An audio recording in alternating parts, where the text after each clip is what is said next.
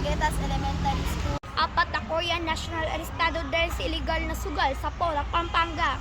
2 sa mga arestadong Koreano itinugis ng Interpol dahil sa voice phishing o pambubudol. Lalaki na maril umano sa nakaalitang kapitbahay arestado sa Navosa City. Pagtukoy sa rider na kapatay ng humabol na rider, pahirapan. 53 million pesos halaga ng smuggles ng vape na sabat ng customers. Makabayan Block. Haharapin ang pagiging ng asyon ni Haring Rocky sa The Netherlands. Kamara ipapatawag ang DFA at imigrasyon para alamin kung paano nakalabas ng bansa si Rocky.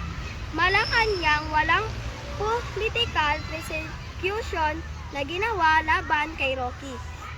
BI Attorney Harry Rocky, posibleng sa tawi-tawi dumaan kaya nakapuslit palabas ng bansa.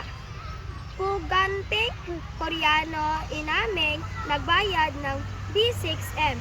Pulis at BI personnel para makatakas MRT3.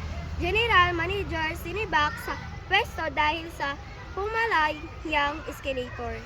2 counts ng cyber libel case ni Vic Soto laban kay Daryl Yap, kinatugan ng Pikasyal.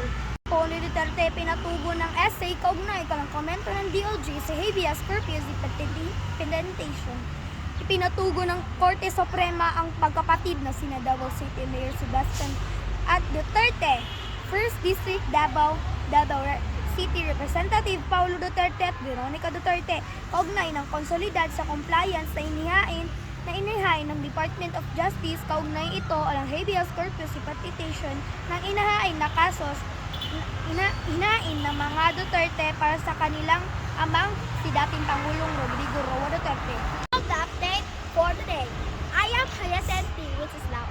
And I am Nicuency Jaime, The voice, the agents, the broadcaster of Laguitas Elementary School.